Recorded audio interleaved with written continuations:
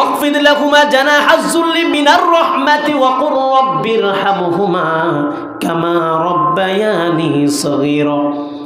আল্লাহ রাব্বুল আলামিন বলেন, তুমি তোমার পিতামাতার কত আনন্দের পাত্র ছিলে, কত ভালোবাসার পাত্র ছিলে।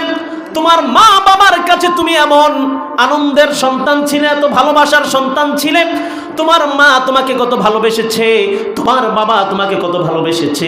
তোমার বাবা তোমার জন্য কত ত্যাগ স্বীকার করেছে, তোমার মা তোমার জন্য কত ত্যাগ স্বীকার করেছে। তুমি তোমার মা বাবার হক কশিনকালে আদায় করা সম্ভব হবে না।